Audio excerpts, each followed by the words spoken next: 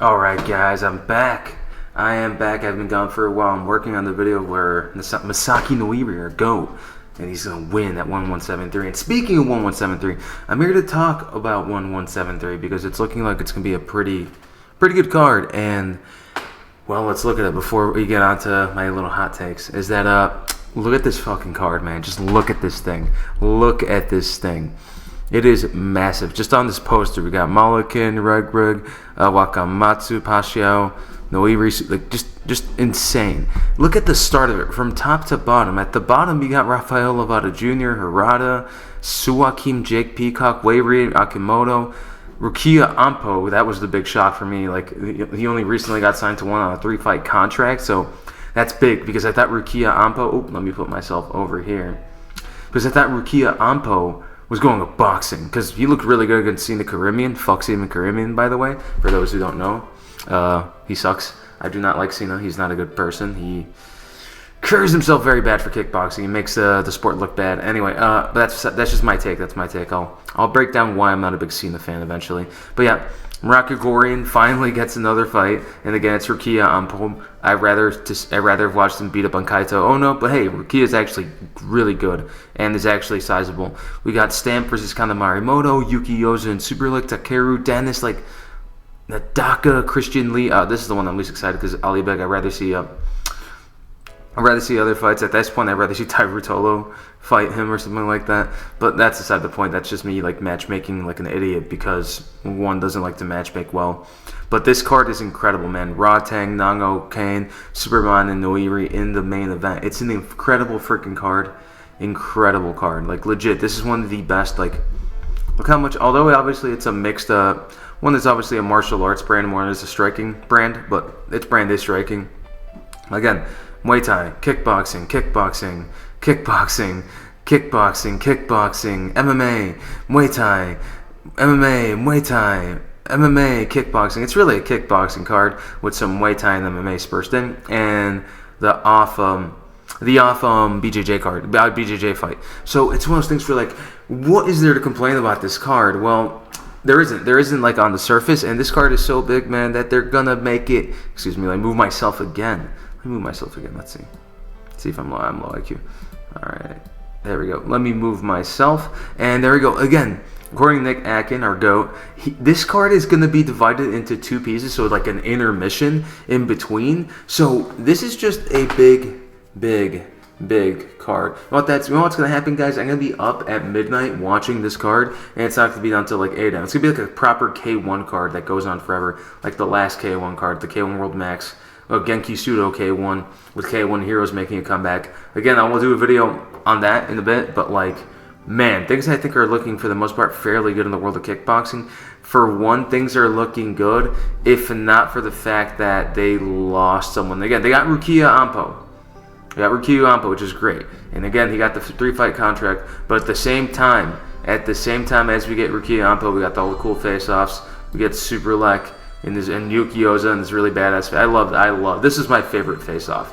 This really was, and Takeru's on this card, and I'm the biggest Takeru fanboy ever. So yeah, and again, let's give a shout out to my boy. This is the Unk fight, the fight of the Unks. Even though Dennis looks old, maybe he dyed his hair here, the gray's out of him, and Takeru just doesn't look old because he's Japanese. That's just how they are, Japanese genetics. Anyway.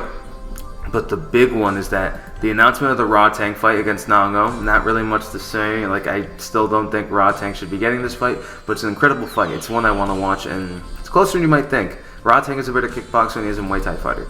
So, now, when we got down to it, this is the bad news. Alexis Nicolas basically leaving the promotion. Why? Because Alexis Nicolas is so good, man. I'm not even concerned with, like, Reese McLaren and the other guys leaving, because Reese is good, but it's one of those things where, like, it's one MMA.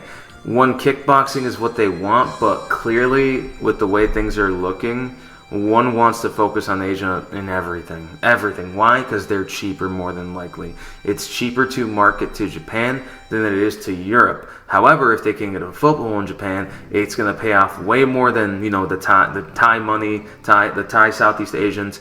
Like, if they can bring it to Asia, China, Korea, they'll likely be able to have a foothold in Europe eventually, and if they can do that, they can eventually come here. But that'll probably be like a 10-year thing, not like a next year thing. They really are putting their chips on the Japan card. Now, again, them losing Nicolas is bad because who's Ursel gonna fight? Like, again, his division is dead in Muay Thai and kickboxing. What, Sensima literally stands no chance against Ursel. Yeah, he gave him a good fight the first time, but then guess what? The second time made him easy work. Reagan Ursel, man, is so good. Incredible fight IQ, gifted athlete, good power, but just incredible overall. Now, again, what exactly is the issue? And of course, Dennis shitting on... I love Dennis shitting on Johan Galazi because he deserves it. Because he beats a freaking... What's it called? He beats... I forget who he fought. He beats Sakari Al-Jamar and he's talking like he knows everything. Like he's the best. But like the issue with this is that... Let's look at this whole thing. These are all the stars of one. Like seriously, these are all the biggest names. The least known name here is what? Ritu Fugat. But in terms of striking, it's Suakim. Suakim is probably the least known star here. However, the issue with this isn't that, oh, that's all these stars fighting. The issue is that, what are we going to do with the card after and the card after? Like, here's the thing. People criticize the UFC for having too many cards and not doing enough. I actually like what the UFC does because they put out a steady stream of content and a steady stream of fights that will gradually build to a good card, and they do have good cards. One, because they kind of go by the route of let's buy our... Because again, look at all these guys. The only ones here who were grown and won championship are the MMA guys and Rodtang. Rodtang, Akimoto, Suakim, Jake Peacock, and Superlek, and Stamp. So out of most of these guys, and Umar Khan and Alkin. However, what I'm trying to get at is like a lot of the biggest stars here weren't organically made in one. And that doesn't mean that, and so one likes to buy out their content. They like to buy people in. Like, look at Ampo, look at Gregorian, look at Nong-O, look at all Akimoto, look at Wei Ray. All these guys didn't always start in one championship. And when you use them for these big cards, and yeah, these are good fights that build to things. They do build towards the next fight. A lot of these fights are in the same division. You know, Wei Ray, Akimoto, Yoza, Superlek, all the same division, right? But it's one of those things where it's like, what exactly is going to come next? And you might be thinking, well, what about one Friday Fights 126? Let me go to that card.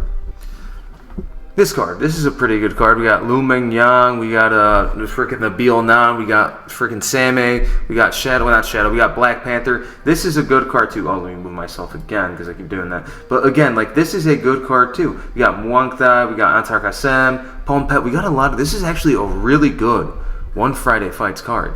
But here's the thing though, is that there's not enough of these, I think we need at least one of these cards once a month. That doesn't mean like every One Friday Fights has to be like this, but I think one fight nights have to be like this. Why? Because Chatri broke up the thing. He said actually the Amazon deal is going to last longer. It's still 2027.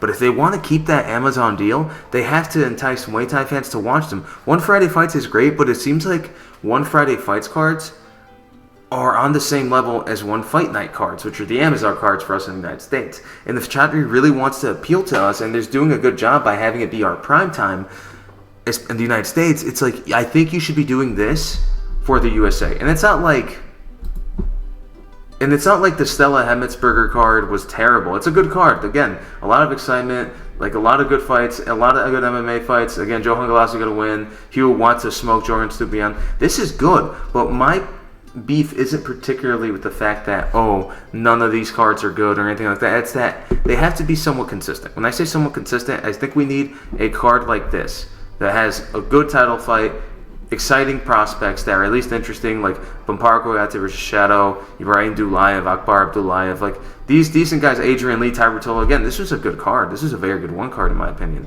See Dawson overall, nowhere near as good as 1173, but it's one of those things where it's like, I want to watch JoJo. I want to watch Ty Rutolo. I want to watch Adrian Lee. Oh, Jackie Boonton. There's some guys that I coach. They're like, oh man, when's Jackie Boonton fighting? I'm like, that's good. You want to hear that. Because everyone who isn't like a total nerd like me about this is going to, because we're going to watch every card no matter what, because you got me, right?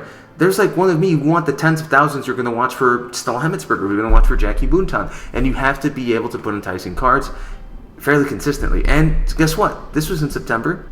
This is also in September, and 173 is going to be in November, but I think there has to be an enticing card in October.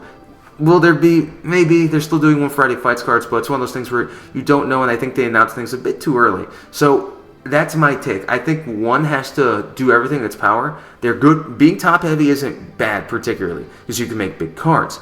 It's just that the cards after that are going to feel a little bit lackluster, and you have to make up for that.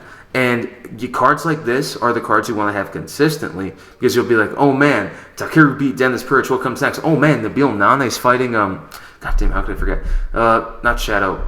Where's the card? Is Nabil not fighting on this card? No, yeah, Elise Nahachi. I don't know, I forgot Nahachi's name. But you want to have that. You really want to have that. You want to build these cards. But other than that, though, I think one is in a decent spot. Yeah, it's scary when they cut guys like Alexis Nicolas, but I don't think it's because they can't pay them. I think it's because they don't really have much of a use for him, because there's really no one else in that division that isn't Regan Ursel, and they fought 3 times and he's lost twice now. Regan missed weight too. I get that. But they are really, I think they want to build these divisions with a lot of more Asian talent, and I think they're the people they're going to be going after. One still sees the UFC as an opponent. They still see Glory as an opponent, especially with that talk over Petch. But I think their real opponent that they're not openly speaking about because cost problems, they're going after Japan. They're going after Shoot Boxing, they're going after One, and they're going after Rise/Glory because they're basically the same promotion now with how close they are. And I think they're trying to do that, again, for the sake of cheaper cards. They're saying, okay, we basically run Thailand. We have to expand.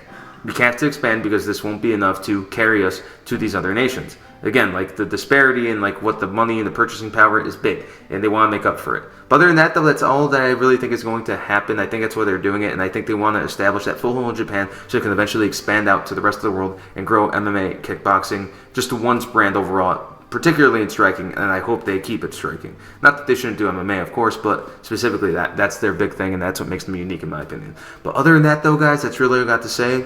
Like and subscribe. I'm back again. Gonna try to do at least a weekly vlog. I'm working on a decent video like I did for Francisco Filo. I'm doing one on Masaaki Noiri's early career. So other than that, though, please like, comment, subscribe, and support your boy. Take care, you guys, and God bless.